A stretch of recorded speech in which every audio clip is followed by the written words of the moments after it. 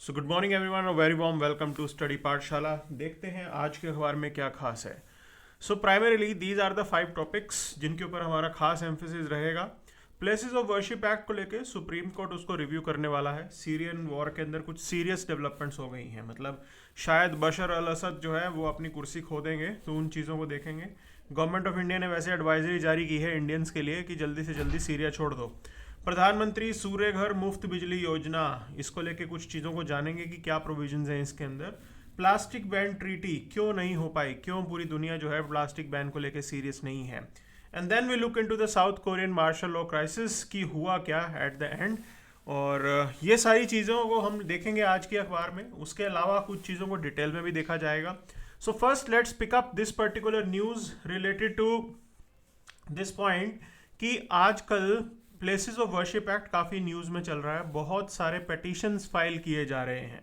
अलग अलग रीजंस हैं पेटिशंस फाइल करने के। एक रीज़न बेसिकली ये है, वो चाह रहे हैं कि राइट टू प्रे क्लियर। अब वो कहते हैं कि देखिए हम इस पर्टिकुलर स्ट्रक्चर का नेचर चेंज नहीं करेंगे, लेकिन हम चाहते हैं कि हिंदुओं को यहाँ पे जो है पूजा करने की परमिशन दी जानी चाहिए। अब ये कोर्ट इसको इंटरप्रेट करेगा कैसे, क्या राइट टू वर्शिप जो है, ये place of worship act right to worship को भी जो है स्टॉप करता है, क्योंकि ये प्रोविजन जो हमारे प्लेसेस ऑफ वर्शिप एक्ट के हैं वो खासकर इस चीज़ के अराउंड है कि आप जो है किसी भी उस पर्टिकुलर प्लेस को दूसरे रिलीजन के नेचर में कन्वर्ट नहीं कर सकते। जैसे section 3 prohibits the conversion of any place of worship, this is one thing.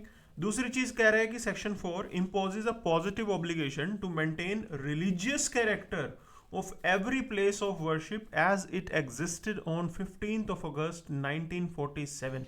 तो जैसा उसका रिलीजियस कैरेक्टर है वैसा का वैसा ही मेंटेन रहेगा।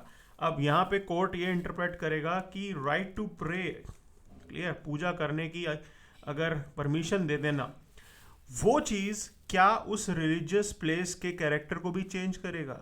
ये कुछ सवाल है जो सुप्रीम कोर्ट यहाँ पे देखने वाला है। And other point is this, section 2C of this act it defines कि प्लेस ऑफ वर्शिप है क्या। तो इसके अंदर जो डेफिनेशन दे रखी है उसके according temple, mosque, gurdwara, church, monastery और any other place of public religious worship clear. अब यहाँ पे मॉस्क स्पेसिफिकली मेंशन्ड है, तो मुझे नहीं लगता जो है यहाँ पे पूजा वगैरह करने की परमिशन मिलेगी, क्योंकि अब देखो ये कंट्रोवर्सी सिर्फ एक प्लेसेस के अराउंड नहीं है, मल्टीपल जो है यहाँ पे पिटीशंस फाइल किए जा रहे हैं। अब यहाँ पे जो मेजर डिबेट चल रही है that is related to the Gyanvapi mask. इससे रिलेटेड ये मामला चल रहा है। ये बनारस का, वाराणसी का ठीक है मामला है, और उसका अपना इतिहास है जो कुछ लोग कुछ अलग अलग वर्जन्स हैं यहाँ पे। मॉस्क वहाँ पे ज़रूर एग्जिस्ट करती है। अभी वहाँ पे परमिशन अलाउड नहीं है कि वहाँ पे पूजा वगैरह करें, लेकिन वहाँ पे this is my personal experience जो मैं बता सकता हूँ आपको, आप दूर से दर्शन कर सकते हैं उसके अंदर। वहाँ पे एक ऐसा प्लेस है जहाँ पे मूर्ति जो है वो इस्टेब्लिश करने की कोशिश की गई थी या हुई थी, उसको वहाँ से फिर हटाया नहीं गया है क्लियर। तो जनता जाती है, बिल्कुल दूर दूर से दर्शन करती है। इसको आप दिखेगा कि मॉस्क जो है वो एक तरीके से केज के अंदर, पिंजरे के अंदर बंद कर रखा है उसको ठीक है। और मतलब काफ़ी कंट्रोवर्शियल है ये, क्योंकि जो हमारा मंदिर है काशी विश्वनाथ उसके बिल्कुल एडजेसेंट है ये मॉस्क ओके। तो ये काफ़ी सीरियस चीज़ है। Let's see what Supreme Court is going to look into this okay. Court से क्या इसको लेके कंक्लूजन आता है। दूसरी चीज़, सीरिया के अंदर कुछ एक डेवलपमेंट्स हुई हैं। So militants near the Damascus, Syria denies troop retreat okay, वो तो कह रहे हैं बट सीरियस चीज़ है। गवर्नमेंट ऑफ इंडिया ने ऑलरेडी जो है हमारे जो इंडियंस वहाँ पे रहते हैं उनको कह दिया कि जल्दी भाग जाओ वहाँ से। भाग जाओ in the sense come back to India, leave Syria okay. छोड़ दीजिए सीरिया, नहीं छोड़ सकते सीरिया तो स्टे एट योर होम, घर पे रहो click, stay at your home. और सिर्फ इंडिया ने नहीं कहा, बाकी सभी countries even US and western countries they have also asked their citizens to please leave Syria immediately. क्योंकि इसमें होगा क्या कि अब जो लड़ाई होगी वो डमेस्कस के अंदर होगी और वो शहर की गलियों में लड़ाई चलेगी। So in that particular case serious जो है नुकसान यहाँ पे हो सकता है। सो वैसे सजेशन यही है कि जल्दी छोड़ के वापस आ जाओ, अदरवाइज फिर गवर्नमेंट ऑफ इंडिया को कोई एक रेस्क्यू मिशन लॉन्च करना पड़ेगा. So these are the things, okay? So don't create trouble for your government. When your government is advising to come back, immediately आपको वो action लेना चाहिए. तो ये सारी चीज़ें हैं. We have to wait and watch how things will proceed after this. अब यहाँ पे कुछ एक डेवलपमेंट्स को हमें समझना होगा कि भाई ये सीरिया के अंदर जो हुआ है इसके जियोपॉलिटिकल क्या इम्पैक्ट होने वाले हैं. तो आप जियोपॉलिटिकल इम्पैक्ट को देखेंगे तो पहली चीज़ समझ में आएगी कि it is like weakening of Syrian government and along with that their allies. तो ईरान और रशिया वो सीरियन गवर्नमेंट को सपोर्ट कर रहे थे यहाँ पे. क्लियर. अब ये मैंने बात आपको पहले बताई है कि इस तरफ से ईरान भी मदद करने आया है, लेकिन बात बनेगी नहीं, मुझे लगता नहीं है. सीरिया की अगर बात करें तो रशिया यहाँ पे टॉर्टस के अंदर एक अपना नेवल बेस मेंटेन करके रखता है. तो ये खासियत है यहाँ पे. ठीक. अब now as things will proceed, अगर यहाँ पे ये सीरियन गवर्नमेंट गिर जाती है तो उस केस के अंदर आपको पता लगेगा कि भाई रशिया का जो यहाँ पे एक बेस है, Russia might also lose that. तो रशियंस के तो यहाँ पे डायरेक्ट इंटरेस्ट है, इसीलिए they are supporting the Syrian government, और वहाँ पे मिलिट्री सपोर्ट भी वहाँ पे सीरिया को वो दे रहा है. सो these are the things that are happening here. Now along with this, अगर आप इसको देखें तो डेफिनेटली ईरान और रशिया का जो थोड़ा हाथ है, या आप बोल सकते हो उनका जो यहाँ पे इंटरेस्ट होगा वो अंडरमाइन हो जाएगा, वो वीक हो जाएंगे. फर्स्ट पॉइंट हो गया. दूसरी चीज, प्रॉक्सी बैटल्स जो हैं वो यहाँ पे इंक्रीज होने वाले हैं. ठीक. क्योंकि ये जो सीरियन रिबेल्स जब ये पावर में आएंगे, Syrian rebels are backed by NATO and Turkey. NATO, United States या टर्की, ये सब मिलके एक तरीके से प्रॉब्लम क्रिएट कर रहे हैं सीरियन गवर्नमेंट के लिए. तो ये ऑलरेडी प्रॉक्सी वॉर की कहानी तो चल रही है, वो और इंटेंसिफाई हो जाएगी. That is the point. और ह्यूमैनिटेरियन कंसर्न, रेफ्यूजी क्राइसिस, ये ऑलरेडी पहले भी हो चुका है. रेफ्यूजी क्राइसिस बहुत बड़ा क्राइसिस था. यूरोपियन कंट्रीज ने काफ़ी सीरियन रिफ्यूजीज को अपने वहाँ सेटल करवाया है. Clear. But this time there will be another wave of it. एक दूसरी वेव जो है वो शुरुआत होने वाली है, क्योंकि लोग अपनी जान बचा के तो वहाँ से भागेंगे, और कहीं ना कहीं उसका जो बर्डन है वो यूरोप को ही देखना पड़ेगा. ठीक. Then there are security challenges in this particular region. Okay. तो इंस्टेबिलिटी होती है. Political instability is not good for any, you can say, entity. तो पॉलिटिकल इंस्टेबिलिटी का रिजल्ट हमने पिछली बार क्या देखा था? पॉलिटिकल इंस्टेबिलिटी का रिजल्ट पिछली बार था Islamic State for Iraq and Syria, ISIS. Okay. So वो जब निकली थी वो ऑर्गेनाइजेशन, वो भी इसलिए निकली थी क्योंकि उस एरिया को डिस्टेबलाइज किया गया था. अब यही डेवलपमेंट हम दोबारा देख रहे हैं वहाँ पे. तो again there are some serious concerns that might be visible. Okay. And then diplomatic realignment definitely is going to be there. Countries अब अपने आप को रीवैल्यूएट करेंगे, किसके साथ जाना है, किसके साथ नहीं जाना है, कौन ज़्यादा पावरफुल है, किसकी ज़्यादा से है, वो सारी कैलकुलेशंस मल्टीपल कंट्रीज यहाँ पे करेंगी. And then the most critical point is going to be the oil market. तो रीजनल इकोनॉमीज पे असर यहाँ पे ज़रूर पड़ने वाला है. Any sort of political instability in Middle East will have a direct impact on India as well. So oil prices they might increase, वो बिल्कुल वहाँ पे इंक्रीज हो सकते हैं. तो ये सारी डेवलपमेंट्स हमें देखने को मिलेंगी यहाँ पे. And we are hopeful that things will be addressed in a peaceful manner. Otherwise ये बहुत ही सैड पिक्चर है जो चल रही है. अब देखिए सीरियन वॉर ये आज का नहीं चल रहा है, 2010 से जो है कहानी शुरू हुई थी, ये अब तक कंटिन्यू चल रहा है. 2020 के अंदर आप बोल सकते हो सीज फायर हुआ था. क्लियर. और रियलिटी ये है कि ये रिबेल फोर्सेस बहुत पावरफुल हैं. बिना रशियन सपोर्ट के सीरियन गवर्नमेंट पहले भी नहीं टिक सकती थी. तो पहले भी जो सीरियन गवर्नमेंट को सपोर्ट करने वाली एंटिटीज थी वो रशिया थी, ईरान थी, और even Hezbollah. Okay. They all were helping out. But अभी सब लोग बिजी हैं अपने अपने कामों को लेके. तो अभी प्रॉब्लम ये है कि who is going to help out Syria. तो उसका फायदा उठाते हुए ये डेवलपमेंट जो है ये हमें देखने को मिली है. So these are things here. Clear. So आगे चलते हैं. On the same page, front page पे ही है. तो ये एक सरकारी स्कीम के बारे में बात की गई है. ओके. और healthy India, happy India campaign जो है ये स्टार्ट किया गया है. So Indians are not good when it comes to happiness index. काफ़ी ख़राब रहता है हमारा सीन. ओके. अब देखिए यहाँ पे कश्मीर मॉस्क को लेके चलते हैं. तो यहाँ पे सोलर सिस्टम वहाँ पे लगाने की बात की जा रही है. तो will not get into this, उस चीज़ को नहीं देखेंगे. तो ये जो है जब सोलर सिस्टम लगेगा ये होगा प्रधानमंत्री सूर्य घर मुफ्त बिजली योजना. क्लियर. तो आइडिया क्या है इसके अंदर? देखिए हर एक हाउस होल्ड को सपोर्ट देगी सरकार, और इसके अंदर आइडिया ये है कि 300 यूनिट पर मंथ जो है वो आपके फ्री हो जाएंगे, क्योंकि आप अपनी ही सोलर एनर्जी जो प्रोड्यूस करेंगे उससे आप उतना कंपनसेट कर लेंगे। क्लियर। एंड सब्सिडी कवरेज इसको देखें, सो 40% तक cost for roof top solar panel ये गवर्नमेंट बेयर करने को तैयार है। 1 करोड़ फैमिलीज़ को यहाँ पे आइडेंटिफाई करके उनको टारगेट किया जाएगा। और एनुअल सेविंग की अगर हम बात करें तो अगर आप अपने यहाँ पे सोलर पैनल लगाते हैं सो 18,000 पर हाउस होल्ड पर ईयर आप अराउंड जो है वो सेव कर सकते हैं। काफ़ी अच्छा ये चीज़ है।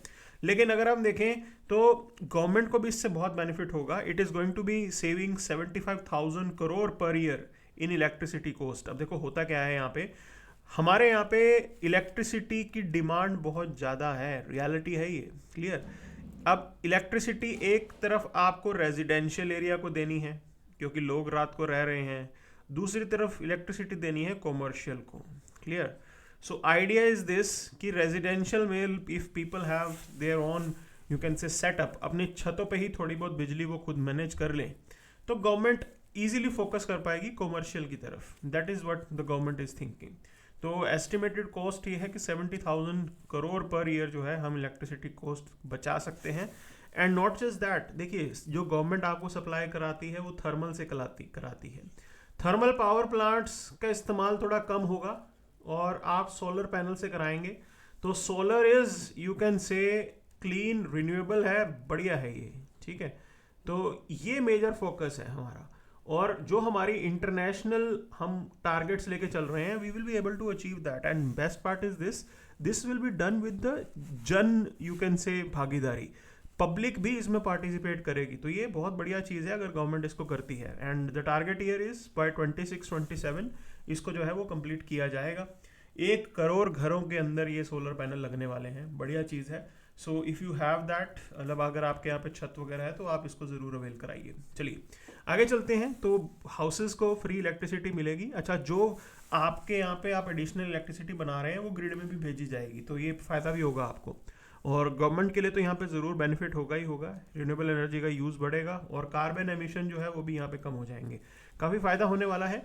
तो इसके लिए एलिजिबिलिटी क्राइटेरिया क्या है, देखिए इंडियन सिटीज़न होना चाहिए आपको, और जो रूफ है, छत है, आप उसके मालिक होने चाहिए। ठीक है। वैलिड इलेक्ट्रिसिटी कनेक्शन होना चाहिए।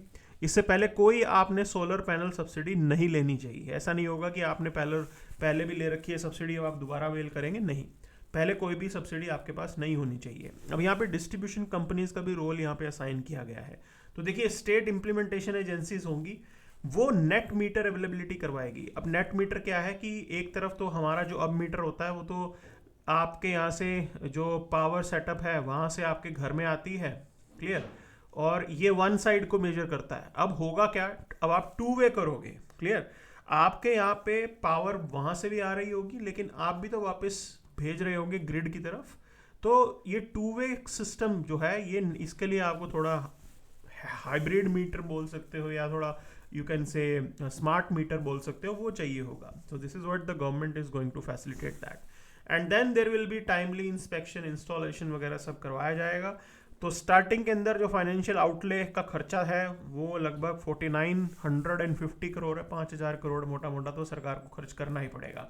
तो ये सारी चीज़ गवर्नमेंट अपने लेवल पे करने वाली है and it is going to be a great effort. We will be able to achieve this, ज़रूर हम इसको अचीव करेंगे यहाँ पे। क्लियर। सो मूविंग फर्दर, आगे चलते हैं। यहाँ पे साइंस के पेज पे चलते हैं। तो साइंस के पेज को लेके मैंने स्लाइड्स नहीं क्रिएट की हैं, वहीं पे ही आपको जो है समझा दिया जाएगा। कुछ एक चीज़ें जो हैं हम अपने एग्जाम के लिए चीज़ों को नोट डाउन कर सकते हैं।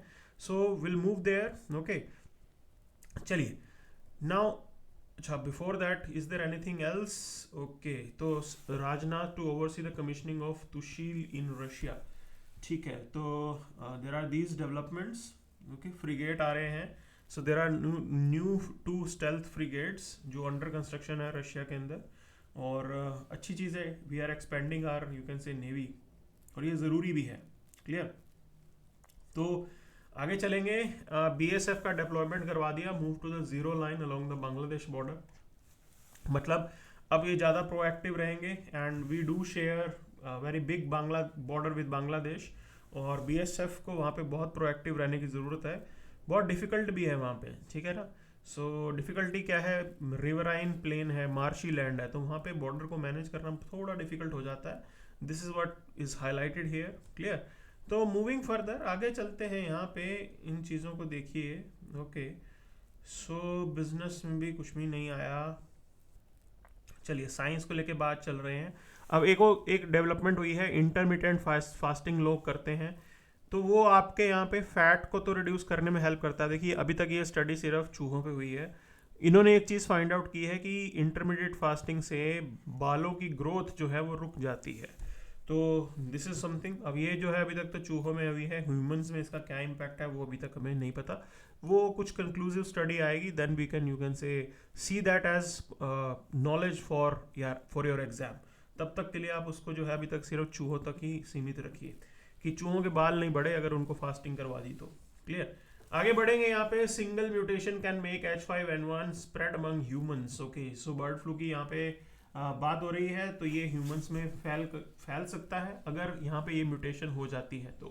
Okay, so other than this a new catalyst can turn methane into useful polymer. देखिए मीथेन CH4 की अगर हम बात करते हैं, काफ़ी पोटेंट वो ग्रीन हाउस गैस कही जाती है, ठीक।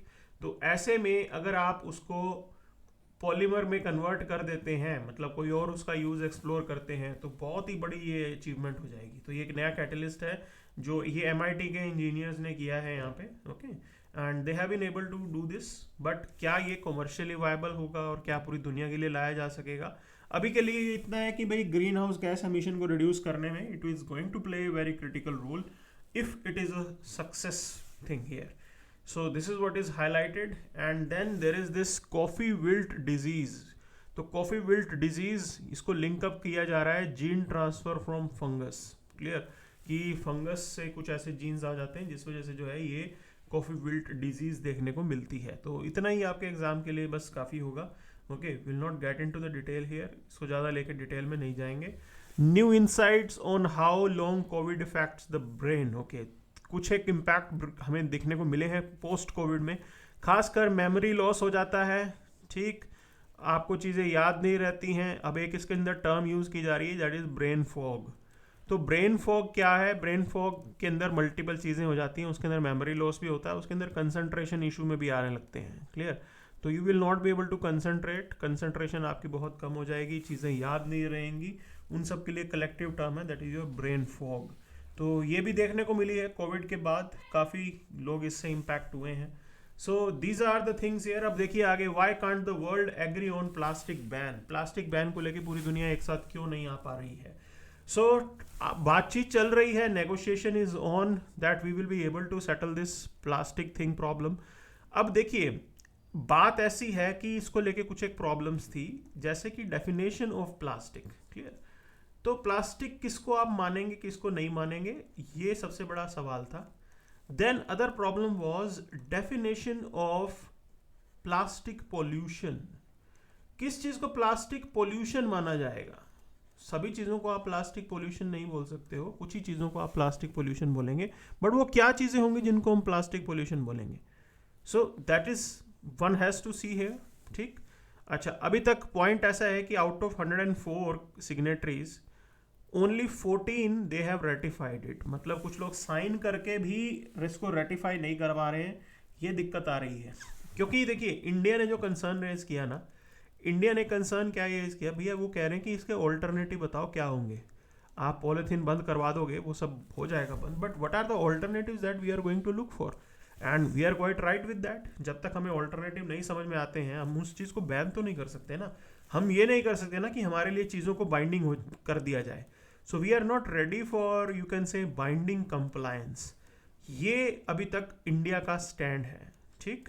तो नॉट रेडी है, बिल्कुल सही पॉइंट है, हमें अपने नेशनल इंटरेस्ट के हिसाब से सोचना है, ठीक है। ऐसा नहीं है कि मैं ये कह रहा हूँ कि भाई इसके बाद इसकी वजह से आप पॉल्यूशन करेंगे, नहीं, पॉल्यूशन नहीं करेंगे, लेकिन साथ साथ domestically whatever effort we can do we will do that, but that doesn't mean कि आप हमारे ऊपर बाइंडिंग कंपल्शन सेट करें।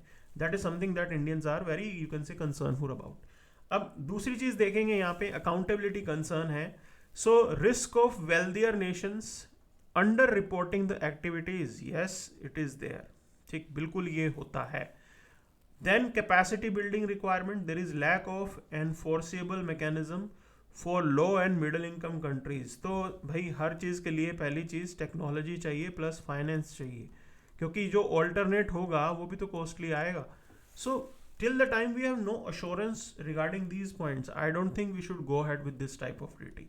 That is what the point is, ये हमारा पॉइंट और कंसर्न है, और we are quite rightful in putting up all these points here. चलेंगे आगे।